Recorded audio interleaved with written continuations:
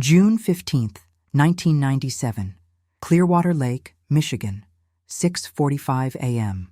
The morning mist hung low over Clearwater Lake as Timothy Sullivan cast his nets into the familiar waters he had fished for over 3 decades.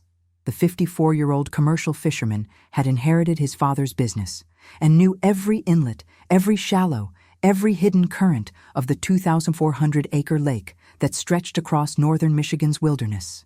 What he would pull from those depths that morning would shatter 12 years of unanswered questions and reopen wounds that time had barely begun to heal. Timothy's weathered hands worked methodically as he hauled in the heavy nets, expecting the usual catch of walleye and northern pike that had sustained his family's livelihood for generations. The early morning ritual had become second nature, performed in the quiet solitude before the lake awakened to recreational boaters and weekend fishermen. But as the nets broke the surface, something metallic caught the first rays of sunlight filtering through the pine trees that bordered the lake's eastern shore. Tangled among the silvery fish and lakeweeds was an object that made Timothy's heart skip. A wristwatch, its leather band darkened and deteriorated by years underwater, hung suspended in the mesh like a forgotten piece of time itself. The face was clouded with condensation, but the hands were clearly visible, frozen at exactly 3:14.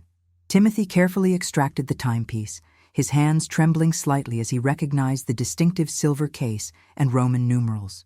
The watch was a 1983 Seiko, identical to one he remembered giving as a gift 12 years earlier. As Timothy turned the watch over, his suspicions were confirmed by the engraved inscription on the back. R.S. Forever my brother. T.S. The initials belonged to Robert Sullivan, Timothy's younger brother, who had vanished without a trace on an August night in 1985 during what was supposed to be a routine fishing trip on this very lake. Robert Sullivan had been 28 years old when he disappeared, leaving behind a wife, Jennifer, and a life full of unrealized potential. The investigation that followed had consumed months of local law enforcement resources, involving search and rescue teams, divers, and even state police specialists. Every inch of Clearwater Lake's shoreline had been searched, every possible theory explored, but Robert's body was never found. After 6 months of intensive investigation, the case was officially classified as an accidental drowning, though no evidence ever surfaced to support this conclusion. Timothy had never accepted the official ruling. Robert was an experienced fisherman who had grown up on these waters, someone who understood the lake's moods and dangers as well as anyone. The idea that his brother would simply fall overboard and drown had always seemed implausible. Yet without evidence to suggest otherwise, the case had gradually faded from public attention, becoming another unsolved mystery in the region's history. The discovery of the watch changed everything. Timothy immediately secured his boat and headed for shore, the timepiece carefully wrapped in a towel. His first call was to the Montmorency County Sheriff's Department, where he spoke with Deputy Sarah Mitchell, a relatively new addition to the force who had heard stories about the Sullivan case but had never worked on it directly. Mitchell's initial response was cautious but professional. She understood the significance of the find and promised to meet Timothy at the marina within the hour. Detective Sarah Mitchell arrived at Clearwater Marina accompanied by Detective James Morrison, the now retired officer who had led the original investigation into Robert's disappearance. Morrison, approaching 65 and serving as a consultant on cold cases, brought with him the original case files and a deep understanding of the investigation's previous shortcomings. His weathered face reflected the weight of a case that had haunted him throughout his career. The watch was photographed extensively before being placed in an evidence bag. Morrison examined it carefully, noting that despite 12 years underwater, the timepiece had been remarkably preserved. The leather band had deteriorated significantly, but the metal case showed only minor corrosion. Most importantly, the hands remained frozen at 3:14 a.m., a detail that would prove crucial to the renewed investigation. Morrison explained to Mitchell that the original investigation had focused primarily on the theory of accidental drowning. Robert's small fishing boat had been found the morning after his disappearance, floating empty near the lake's northern shore. Personal items, including his tackle box and a thermos of coffee, were still aboard, but there was no sign of Robert himself. The boat showed no evidence of struggle or damage, leading investigators to conclude that Robert had somehow fallen overboard during the night. The case had been complicated by several factors that had made a thorough investigation challenging. Robert's wife, Jennifer, had waited until late the following morning to report him missing, explaining that he often stayed out all night when the fishing was good. By the time search efforts began, crucial hours had already passed. Additionally, a severe thunderstorm had moved through the area during the early morning hours of Robert's disappearance, potentially washing away evidence and complicating search efforts. Timothy provided the investigators with additional context about his brother's state of mind in the weeks before his disappearance. Robert had been experiencing financial difficulties related to his small construction business, and there had been tensions within the extended Sullivan family regarding inheritance of valuable lakefront property that had belonged to their grandfather. These details had been part of the original investigation, but the discovery of the watch gave them new relevance. The watch's stop time of 3:14 a.m. was particularly significant because it provided the first concrete clue about when Robert's disappearance had occurred. The original investigation had been unable to establish a precise timeline, relying instead on Jennifer's account that Robert had left home around 9 p.m. the previous evening for night fishing. The 12-hour gap had made it impossible to focus search efforts or identify potential witnesses. Detective Mitchell made the decision to treat the watch discovery as the beginning of a new investigation rather than simply an addition to the cold case file. She contacted the Michigan State Police Crime Lab to arrange for forensic analysis of the timepiece, hoping that modern technology might reveal evidence that had been impossible to detect in 1985. The watch would be examined for fingerprints, DNA evidence, and any other traces that might provide clues about the circumstances of Robert's death. The news of the watch discovery spread quickly through the small community surrounding Clearwater Lake. Local media picked up the story, interviewing Timothy about his dramatic find and speculating about what it might mean for the long-dormant case. For Timothy, the discovery represented both hope and renewed grief. Hope that he might finally learn the truth about his brother's fate, and grief at being forced to relive the trauma of Robert's disappearance. Jennifer Sullivan, now remarried and living under the name Jennifer Thompson, was contacted by investigators on the evening of the watch's discovery. Her reaction to the news was described by Detective Mitchell as shocked but cooperative. She agreed to meet with investigators the following week to discuss the case and provide any additional information that might be relevant to the renewed investigation. As the sun set over Clearwater Lake on June 15, 1997, the peaceful waters that had guarded their secrets for 12 years seemed somehow different. The discovery of Robert Sullivan's watch had broken the silence that had surrounded his disappearance, setting in motion a chain of events that would ultimately expose truths far more disturbing than anyone had imagined. In the depths below, other secrets waited to be uncovered, and the stopped hands of the watch pointing to 3:14 a.m. would prove to be just the beginning of a much larger and more sinister story. August 23, 1985, Clearwater Lake, Michigan, the night everything changed. 12 years before Timothy Sullivan's shocking discovery, the events that would define his family's fate began to unfold on a warm summer evening in 1985. Robert Sullivan had kissed his wife Jennifer goodbye at approximately 9 p.m., loading his fishing gear into his 16-foot aluminum boat for what he described as a promising night of walleye fishing. The 28-year-old construction worker had been looking forward to this trip for days, having heard from other local fishermen that the walleye had been particularly active during the overnight hours. The Sullivan family had lived in the Clearwater Lake community for 3 generations. Robert's grandfather had purchased 50 acres of prime lakefront property in the 1940s, when land prices were low and the area was still largely undeveloped. By 1985, that same property had become incredibly valuable as northern Michigan transformed into a popular destination for summer homes and recreational development. This transformation would prove to be a crucial element in understanding the events that followed. Robert's marriage to Jennifer had been considered a perfect match by most in their small community. They had known each other since high school and married in 1982 in a ceremony held on the family's lakefront property. Jennifer worked as a secretary at the local bank, while Robert had recently started his own small construction company, specializing in dock installation and waterfront property maintenance. The business was struggling financially, partly due to Robert's inexperience with the administrative aspects of running a company, but also because of increasing competition from larger construction firms moving into the area. The evening of August 23rd had been typical in many ways. Robert returned home from a construction job around 6 p.m., ate dinner with Jennifer, and spent time preparing his fishing equipment. Neighbors later recalled seeing him loading his boat trailer around 8:30 p.m., appearing relaxed and optimistic about the night ahead. The weather forecast called for calm conditions with light winds, perfect for the type of night fishing Robert enjoyed.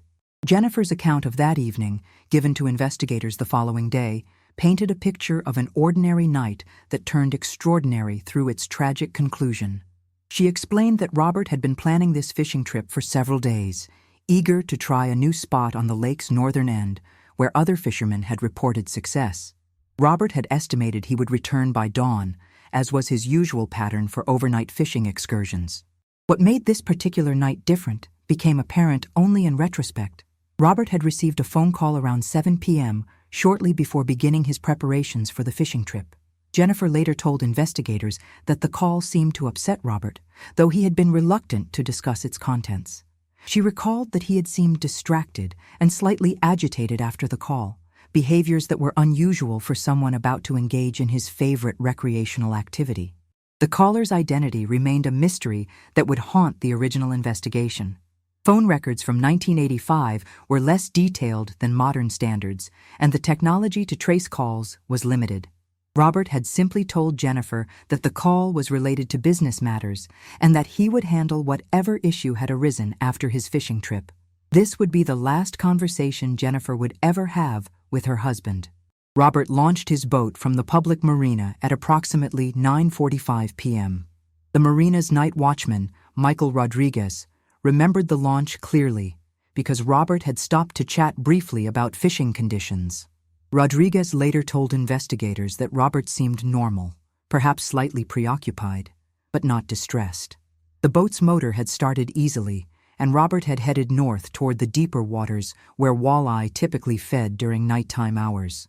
The first sign that something was wrong came the following morning when Jennifer awoke to find Robert had not returned. Initially, she was not alarmed, as Robert occasionally extended his fishing trips when conditions were particularly good. However, when noon approached with no word from her husband, Jennifer began calling other fishermen to ask if anyone had seen Robert on the lake. These inquiries produced no useful information, and by 3 p.m., Jennifer contacted the Montmorency County Sheriff's Department to report Robert missing. Sheriff James Morrison responded personally to Jennifer's call, arriving at the Sullivan home around 4 p.m. Morrison, then in his early 40s and with 15 years of law enforcement experience, immediately recognized the seriousness of the situation. Robert Sullivan was known throughout the community as a careful and experienced boater who would not take unnecessary risks on the water. The fact that he had not returned or made contact with his wife suggested that something significant had occurred. The initial search began immediately, with Morrison coordinating efforts between local law enforcement, volunteer search teams, and the Coast Guard station located 60 miles away. The search focused on the northern section of Clearwater Lake, where Robert had reportedly been heading. By evening, more than 40 volunteers had joined the effort, using boats, aircraft, and ground teams to cover the lake's 2,400 acres and surrounding shoreline. The breakthrough came at approximately 11 a.m. on August 25th, when Robert's boat was discovered floating empty in a small bay on the lake's northeastern shore. The aluminum vessel was intact and showed no signs of damage or struggle.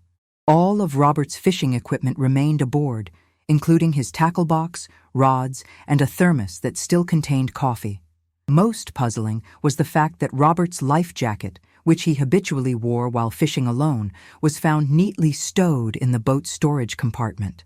The discovery of the empty boat intensified search efforts, but also raised disturbing questions about the circumstances of Robert's disappearance.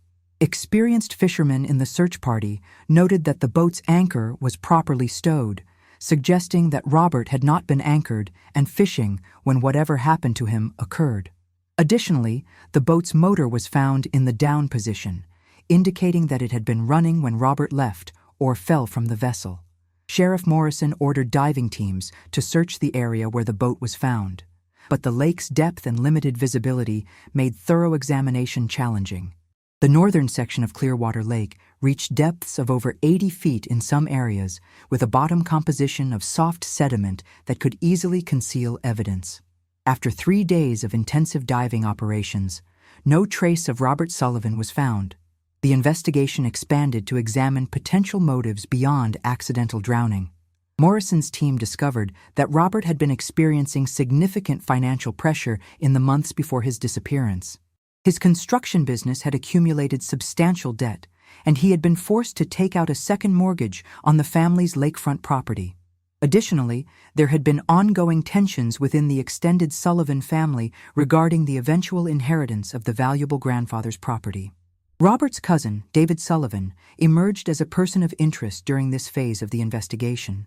David, 5 years older than Robert, had always assumed he would inherit a significant portion of the family's lakefront holdings. However, Robert's grandfather had recently updated his will to leave the majority of the property to Robert, creating resentment within the family. David owned a successful lumber business and had the financial means to purchase additional lakefront property, but family interviews revealed that he felt entitled to the inheritance based on his position as the eldest grandson. The financial investigation revealed additional complexities. Robert had discovered irregularities in the management of a small trust fund that had been established by their grandfather for property maintenance and taxes. The fund, administered by David Sullivan, showed discrepancies that suggested possible misappropriation of funds. Robert had apparently begun questioning these irregularities in the weeks before his disappearance, creating additional tension between the cousins. Despite extensive investigation, Sheriff Morrison was unable to develop evidence supporting any theory other than accidental drowning. The lack of witnesses, physical evidence, or clear motive for foul play led to the case being officially classified as an accidental death in February 1986. Robert Sullivan was declared legally dead, allowing Jennifer to collect life insurance benefits and begin the process of rebuilding her life. The case file that Morrison maintained grew to over 300 pages, documenting every lead investigated, every interview conducted, and every theory explored. He had personally spent hundreds of hours on the case, driven by both professional obligation and genuine concern for the Sullivan family. The failure to solve Robert's disappearance would remain one of the most frustrating experiences of Morrison's career, following him into retirement. Jennifer Sullivan's behavior during the investigation had been consistent with that of a grieving widow, according to Morrison's notes. She had cooperated fully with all aspects of the investigation, providing access to personal records, submitting to multiple interviews, and actively participating in search efforts. Her genuine distress at Robert's disappearance seemed beyond question, and she was never considered a suspect in the case. The community's response to Robert's disappearance reflected the close-knit nature of the Clearwater Lake area. Memorial services were held, scholarship funds established, and ongoing support provided to Jennifer during her difficult transition to widowhood. The tragedy became part of the area's collective memory, serving as a reminder of the lake's potential dangers and the fragility of life. By 1987, active investigation of Robert Sullivan's disappearance had essentially ceased. The case remained officially open, but with no new leads or evidence, it gradually faded from public attention. Jennifer eventually remarried and moved to a different part of the state, seeking to escape the painful memories associated with Clearwater Lake. The family's valuable lakefront property was sold, with proceeds used to pay Robert's business debts and provide Jennifer with financial security. The discovery of Robert's watch in 1997 would force a complete re-examination of all these carefully documented facts and assumptions. The timepiece, frozen at 3:14 a.m., provided the first concrete clue about the timing of Robert's disappearance and suggested that the truth about that August night in 1985 was far more complex and sinister than anyone had previously imagined. The stopped watch would prove to be the key that unlocked secrets that had remained hidden beneath Clearwater Lake's peaceful surface for over a decade. Secrets that would ultimately reveal a web of deception, greed, and betrayal that had destroyed one family and threatened to destroy others. June 18, 1997. Clearwater Lake, Michigan. Underwater recovery operation. 3 days after Timothy Sullivan's shocking discovery, Detective Sarah Mitchell stood on the deck of a specialized recovery vessel as professional divers prepared for what would become the most extensive underwater search in Clearwater Lake's history. The Michigan State Police had authorized the use of advanced sonar equipment and a team of experienced technical divers, recognizing that the watch discovery had transformed a cold case into an active investigation with potential criminal implications.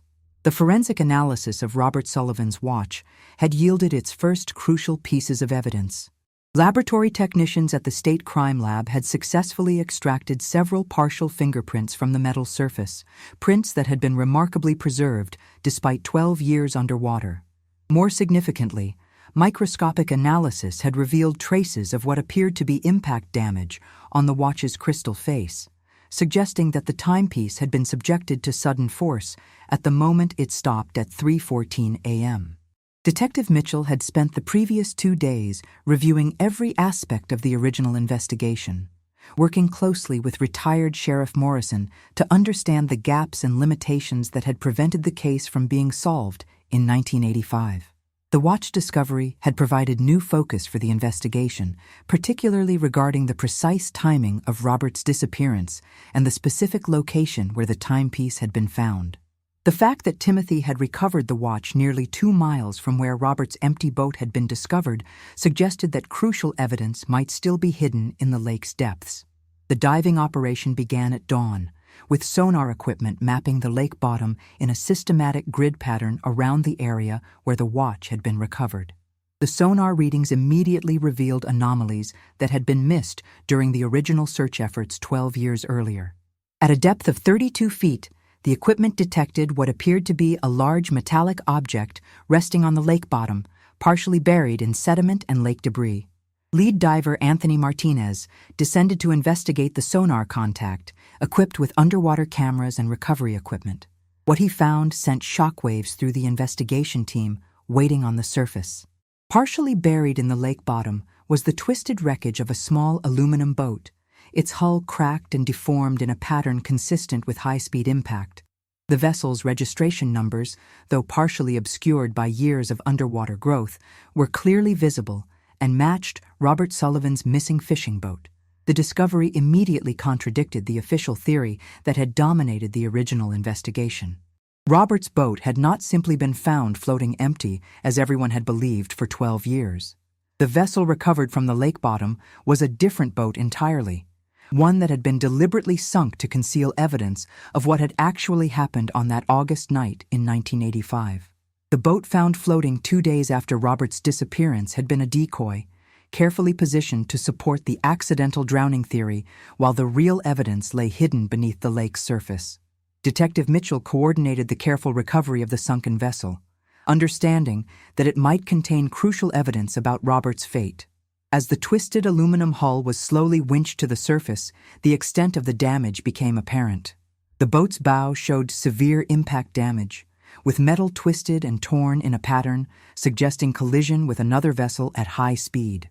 More disturbing were the dark stains on the boat's interior surfaces, stains that would later be confirmed as human blood. The recovery operation expanded as divers systematically searched the area around the sunken boat. Additional evidence began to emerge from the lake bottom: fragments of fishing equipment, pieces of clothing, and most significantly, a concrete anchor block that showed no signs of the marine growth typical of objects that had been underwater for extended periods. The anchor appeared to have been recently placed, suggesting it had been used to weigh down the boat after Robert's death. Analysis of the boat's damage patterns provided crucial insights into the circumstances of Robert's disappearance. Forensic experts determined that the vessel had been struck by a larger boat traveling at high speed, causing catastrophic damage that would have made survival extremely unlikely. The impact pattern indicated that the collision had been deliberate rather than accidental, representing the first concrete evidence that Robert Sullivan had been murdered. The investigation team also discovered that the original search efforts in 1985 had been systematically misdirected. The floating decoy boat had been positioned in the lake's northern section, drawing search and rescue resources away from the area where the actual crime had occurred. This misdirection had been so effective that diving teams had never searched the waters where Robert's body and boat actually lay, allowing the evidence to remain hidden for over a decade. Detective Mitchell began re-examining the timeline of events surrounding Robert's disappearance with this new evidence in mind. The discovery of the sunken boat suggested that Robert had been murdered around 3:14 a.m., the time recorded on his stopped watch. The perpetrator had then positioned a decoy boat to be discovered 2 days later, creating the appearance of an accidental drowning, while buying time to dispose of evidence and establish alibis. The blood evidence found in the recovered boat was sent for DNA analysis, though the degraded condition of the samples made successful testing uncertain. However, the quantity and distribution of blood suggested that Robert had suffered severe injuries during the attack, likely proving fatal before the boat was sunk. The pattern of blood spatter also indicated that the violence had occurred within the confines of the small vessel, supporting the theory of a deliberate assault rather than an accidental collision. Renewed examination of the original investigation files revealed additional evidence that had been overlooked or misinterpreted 12 years earlier. Phone records from August 1985 showed that Robert had received a call at 7 p.m. on the night of his disappearance from a number registered to David Sullivan, his cousin and business partner. The original investigation had noted this call, but had accepted David's explanation that it concerned routine business matters. The discovery of the sunken boat and evidence of murder cast this late-night phone call in an entirely different light. Financial records from 1985 also took on new significance in light of the physical evidence.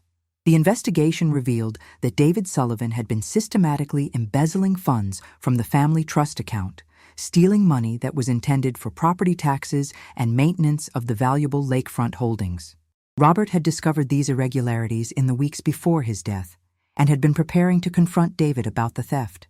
The timing of Robert's murder suggested that this confrontation had indeed taken place, with fatal consequences.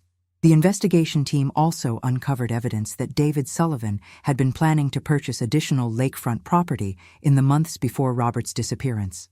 Real estate records showed that David had been in negotiations to buy several parcels adjacent to the family holdings, transactions that would have significantly expanded his business interests. Robert's death had eliminated the only family member who might have opposed these purchases or questioned David's access to family resources.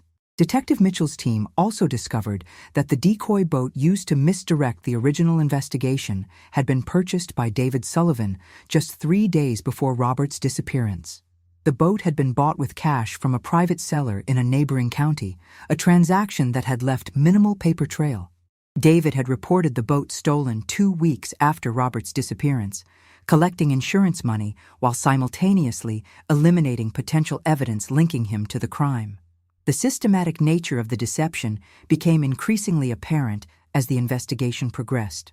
David Sullivan had not simply committed a crime of passion, but had orchestrated an elaborate cover-up designed to ensure that Robert's murder would never be discovered. The plan had nearly succeeded, failing only because Timothy Sullivan happened to find his brother's watch in his fishing nets 12 years later. As Detective Mitchell prepared to confront David Sullivan with this mounting evidence, she realized that the case had implications extending far beyond Robert's murder. The successful cover-up had allowed David to profit from his crime for over a decade, expanding his business empire while his victim's family struggled with grief and financial hardship. Jennifer Sullivan had been forced to sell the family property to pay Robert's debts, property that David had subsequently purchased at below-market prices through intermediary companies. The investigation had also revealed that David Sullivan was not the only person who had benefited from Robert's death. Several local business associates had profited from contracts and opportunities that became available after Robert's construction company was dissolved.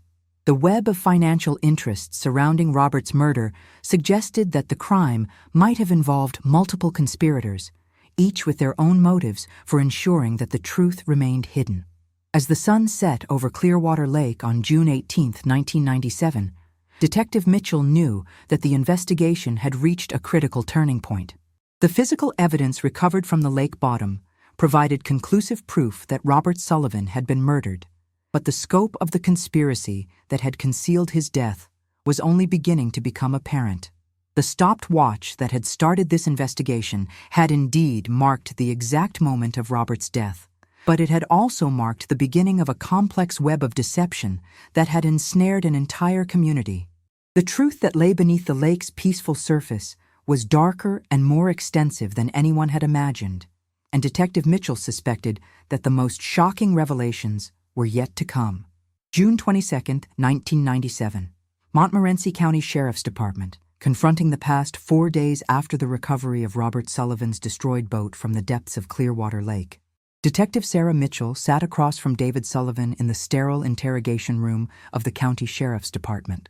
The 45-year-old lumber company owner had arrived voluntarily after being contacted about new developments in his cousin's case, but his confident demeanor from their initial phone conversation had noticeably diminished upon learning about the physical evidence that had been recovered from the lake bottom.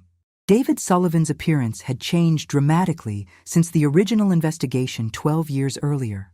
The successful businessman now owned 3 lumber yards across northern Michigan and had built a reputation as one of the region's most influential entrepreneurs. His financial success had allowed him to purchase extensive real estate holdings, including several properties that had once belonged to the Sullivan family. This prosperity would soon be revealed as having much darker origins than anyone had previously suspected. The interrogation began with Detective Mitchell methodically presenting the evidence that had been gathered during the underwater recovery operation.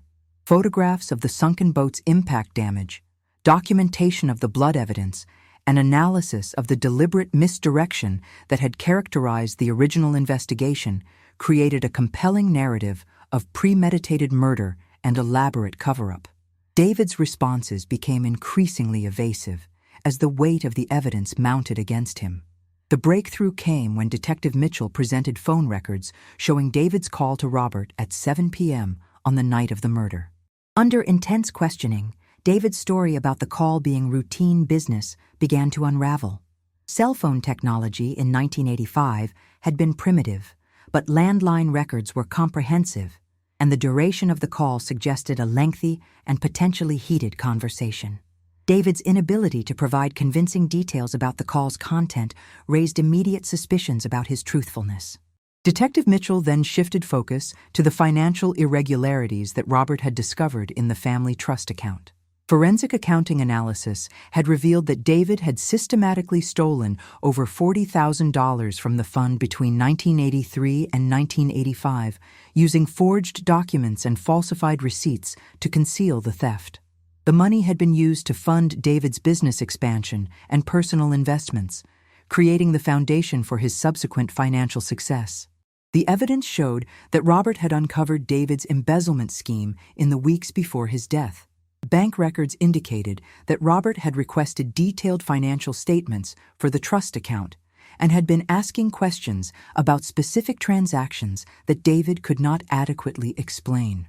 A meeting between the cousins had been scheduled for August 24, 1985, the day after Robert's murder, suggesting that Robert had planned to confront David about the stolen funds. Detective Mitchell's investigation had also uncovered evidence of David's involvement in the elaborate deception that had misdirected the original investigation.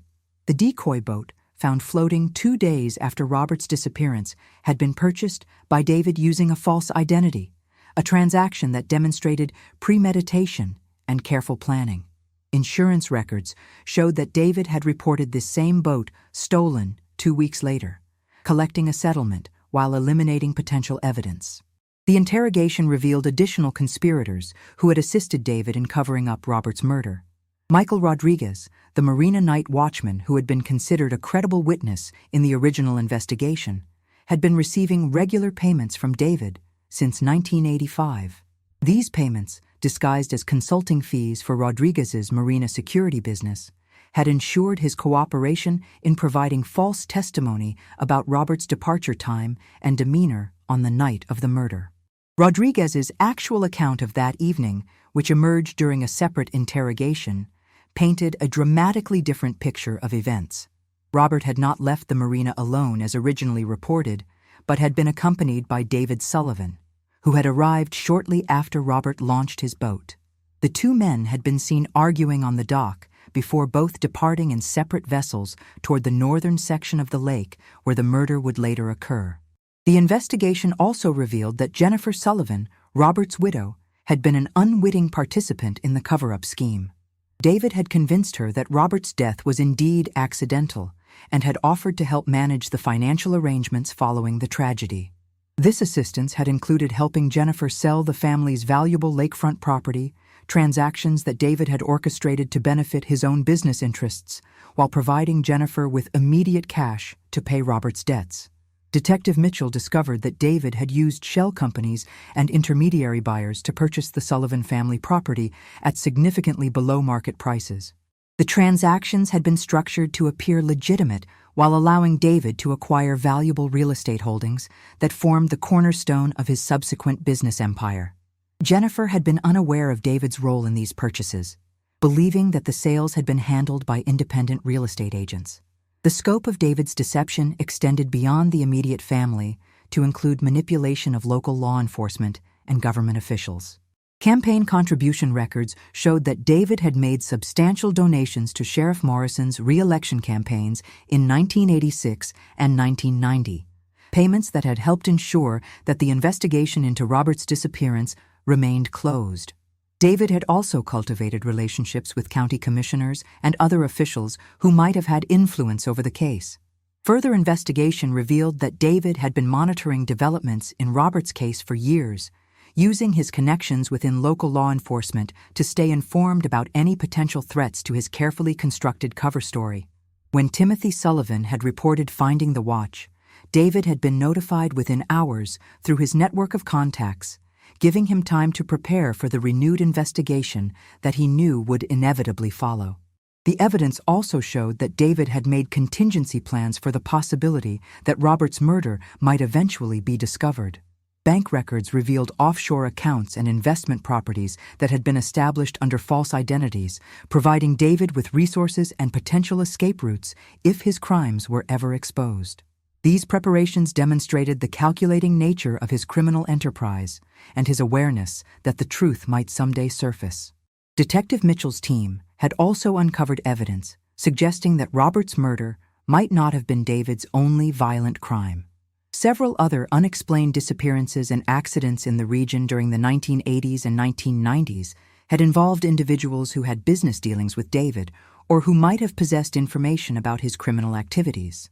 While these cases remained under investigation, the pattern suggested that David had been willing to use violence repeatedly to protect his interests. The interrogation took a dramatic turn when Detective Mitchell presented David with evidence of his recent activities following the watch discovery.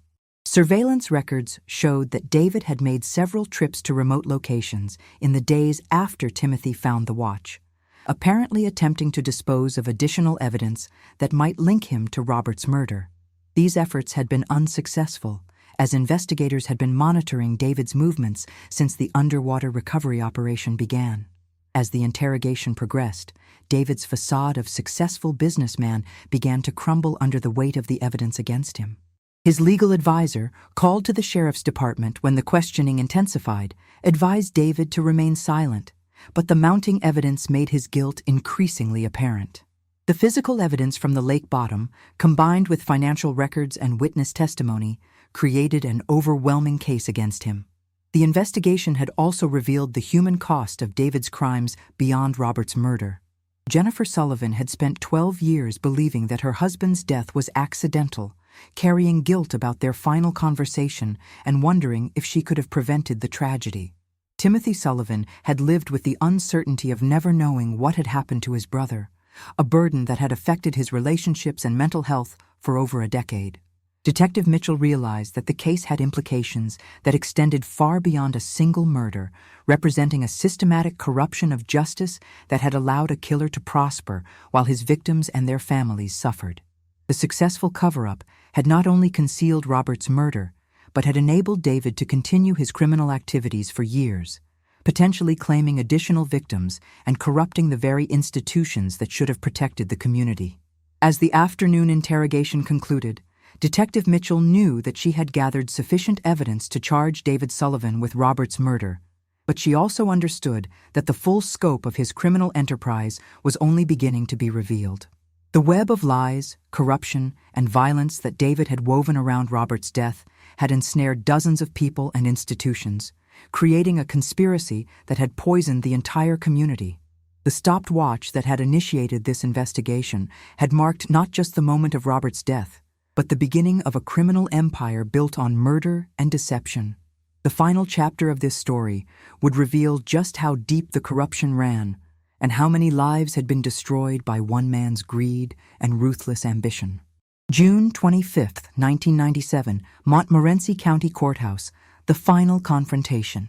The arrest of David Sullivan on charges of first-degree murder sent shockwaves through the Clearwater Lake community, but Detective Sarah Mitchell knew that the most crucial phase of the investigation was just beginning. David's initial confession had been partial and self-serving, admitting to financial improprieties while denying any involvement in Robert's death. However, the mounting physical evidence and witness testimony had created an overwhelming case that would soon force the complete truth into the open. The breakthrough came from an unexpected source. Jennifer Thompson, formerly Jennifer Sullivan, had been contacted by investigators 3 days after David's arrest and asked to provide additional information about the events surrounding her first husband's death. Jennifer's second interview revealed details that had been forgotten or suppressed during the traumatic period following Robert's disappearance, details that would prove crucial to understanding the full scope of the conspiracy. Jennifer disclosed that Robert had confided in her about his discovery of financial irregularities in the family trust account just 2 weeks before his death. Robert had shown her bank statements and receipts that suggested David had been systematically stealing money for over 2 years. More significantly, Robert had told Jennifer that he planned to confront David about the theft and demand full restitution, regardless of the consequences for family relationships. The investigation revealed that Robert's decision to expose David's embezzlement had been motivated by more than simple outrage over the stolen money. Robert had discovered that David was planning to use the embezzled funds as a down payment for purchasing additional lakefront property that rightfully belonged to the extended Sullivan family. Robert's sense of justice and family loyalty had compelled him to take action, a decision that would ultimately cost him his life. Detective Mitchell's team had also uncovered the specific details of the phone call that David had made to Robert on the evening of August 23, 1985. Phone company records showed that the call had lasted 17 minutes, far longer than the brief business conversation that David had originally claimed. A former employee of David's lumber company, Gregory Patterson, came forward with information that shed new light on the purpose of this call. Patterson revealed that David had asked him to work late on August 23rd, preparing a large lumber delivery that was supposedly needed the following morning. However, no such delivery had actually been scheduled, and Patterson had been sent home around 10 p.m. after completing unnecessary work. This fabricated overtime had provided David with an alibi for the early part of the evening, while also ensuring that his business premises appeared normally active to anyone who might later question his whereabouts. The investigation determined that David had used the lengthy phone call to lure Robert to a specific location on Clearwater Lake under false pretenses. David had apparently told Robert that he wanted to discuss the financial irregularities privately, away from family members who might be unnecessarily upset by the situation. The meeting location had been carefully chosen by David to be remote and isolated, providing the perfect setting for the violent confrontation that followed. Forensic analysis of the recovered boat wreckage provided additional crucial evidence about the mechanics of Robert's murder. The impact damage pattern indicated that David's larger boat had struck Robert's vessel at high speed from the side, a collision that would have been immediately fatal or incapacitating.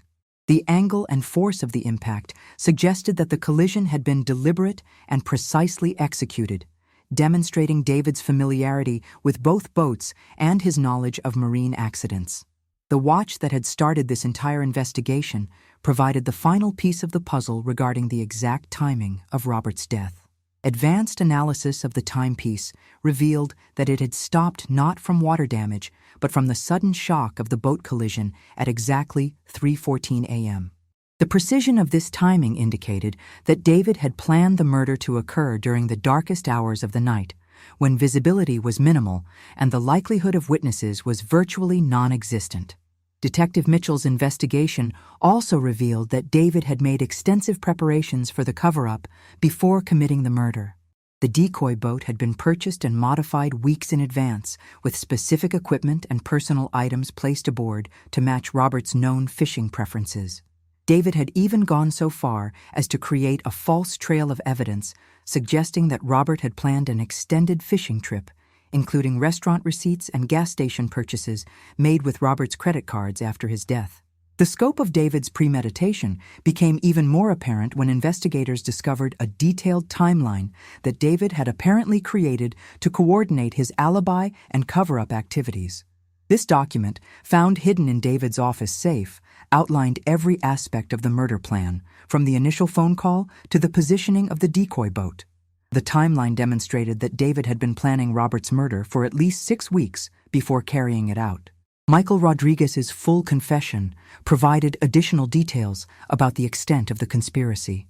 Rodriguez revealed that David had approached him months before the murder, gradually drawing him into the scheme through a combination of bribery and intimidation. Rodriguez had been struggling financially and had been vulnerable to David's offers of regular payment in exchange for cooperation in what David initially described as a business matter. The investigation revealed that Rodriguez had played a crucial role in establishing David's alibi for the night of the murder. After Robert's death, Rodriguez had provided false testimony about seeing Robert leave the marina alone, testimony that had been crucial in supporting the accidental drowning theory. Rodriguez had also helped David plant additional false evidence, including placing Robert's fishing equipment in strategic locations to support the cover-up narrative. Detective Mitchell discovered that the conspiracy had extended beyond Rodriguez to include several other community members who had been either bribed or coerced into providing false information during the original investigation. These individuals had given testimony that supported David's version of events while contradicting evidence that might have pointed toward murder. The systematic nature of this witness tampering demonstrated the extent of David's criminal enterprise. The financial investigation revealed that David's crimes had continued and escalated after Robert's murder. Using the proceeds from his embezzlement and the valuable property he had acquired through Robert's death, David had built a criminal empire that included money laundering, tax evasion, and additional property fraud. Several legitimate businesses had been used as fronts for these illegal activities, creating a complex web of financial crime that had gone undetected for over a decade. Perhaps most disturbing was the discovery that David had been monitoring and manipulating the original investigation from its earliest stages. Phone records showed that David had been in regular contact with key figures in the sheriff's department, using his political connections and financial influence to ensure that the investigation remained focused on accidental drowning rather than exploring the possibility of foul play. This corruption of the justice system had been essential to the success of David's cover-up. The investigation also revealed that David had made preparations to eliminate additional witnesses if necessary. Surveillance equipment found in David's possession included devices for monitoring phone conversations and tracking the movements of individuals who might pose a threat to his secrets. Plans for additional murders had apparently been considered but never implemented, suggesting that David had been prepared to kill again to protect his criminal enterprise. As the evidence mounted against him, David's legal situation became increasingly desperate. His attorney advised him that the physical evidence, witness testimony, and documentary proof of premeditation created an overwhelming case for first-degree murder. Faced with the possibility of life imprisonment, or even the death penalty, David began to consider the option of negotiating a plea agreement in exchange for a full confession. The turning point came when Detective Mitchell presented David with evidence that his son, Christopher Sullivan, had unknowingly been involved in some of the cover-up activities. Christopher, who was only 8 years old at the time of Robert's murder, had been used by David to deliver messages and perform seemingly innocent tasks that were actually part of the criminal conspiracy. The realization that his son might face questioning about his unwitting involvement in murder finally broke David's resolve. On June 28, 1997, David Sullivan provided a complete confession to Detective Mitchell, detailing every aspect of Robert's murder and the elaborate cover-up that had followed. The confession revealed the full extent of his criminal activities and provided crucial information about other crimes that had been committed over the previous 12 years. David's admission of guilt represented the culmination of an investigation that had begun with a single watch recovered from the depths of Clearwater Lake. The confession confirmed that Robert Sullivan had died at exactly 3:14 a.m. on August 24, 1985, when David's boat deliberately collided with his cousin's vessel during what Robert believed was a peaceful meeting to discuss family business. The impact had been instantly fatal, sending Robert's body and his watch to the bottom of the lake, where they had remained hidden for 12 years. The truth about that tragic night had finally been revealed, but the full cost of David's crimes was only beginning to be understood. September 15, 1997, Montmorency County Courthouse. Final resolution. 3 months after David Sullivan's complete confession, the Clearwater Lake community gathered in the county courthouse for the conclusion of one of the most complex criminal cases in the region's history. David Sullivan stood before Judge Catherine Morrison as she prepared to deliver a sentence that would bring closure to a crime that had haunted the community for over 12 years.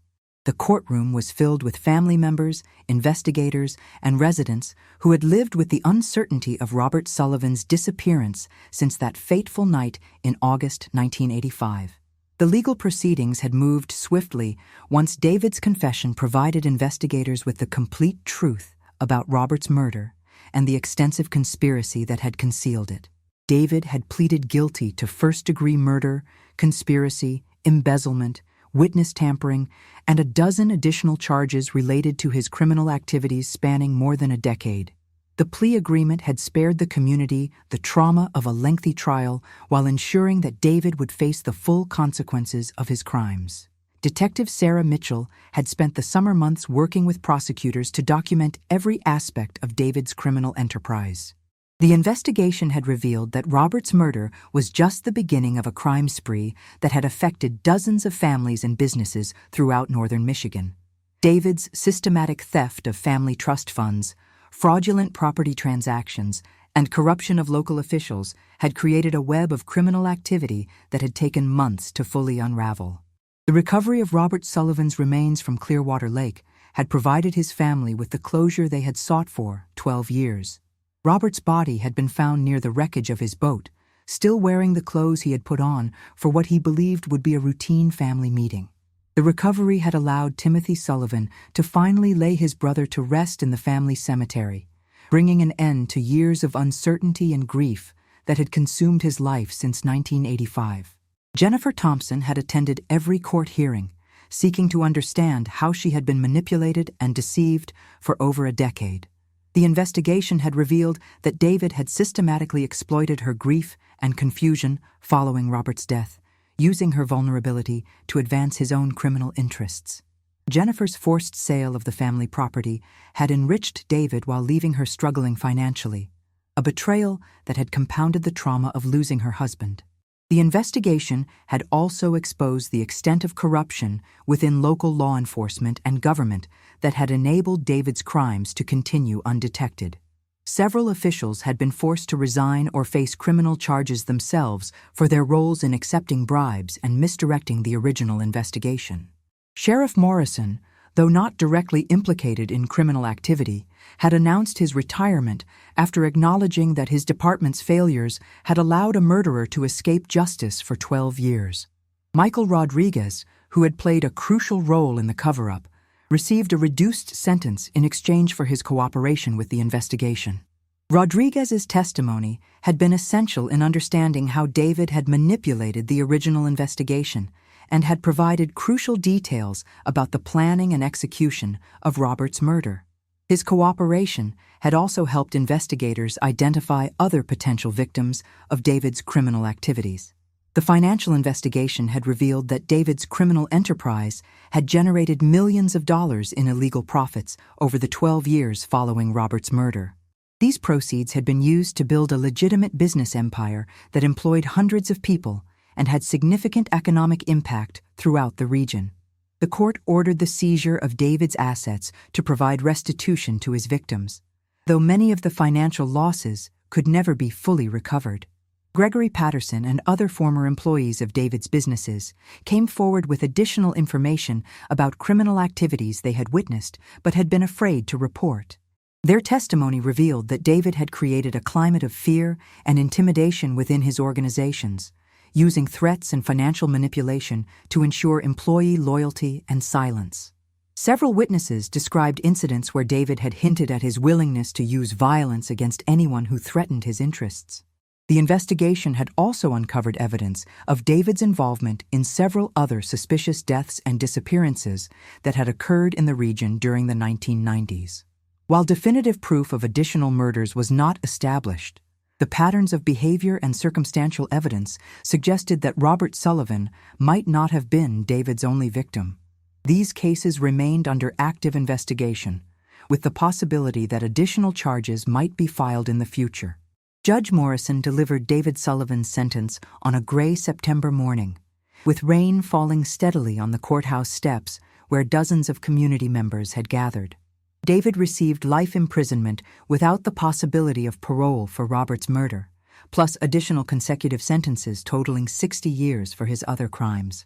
The judge noted that David's systematic corruption of justice and his willingness to destroy innocent lives for personal gain represented some of the most serious criminal conduct she had encountered in her judicial career.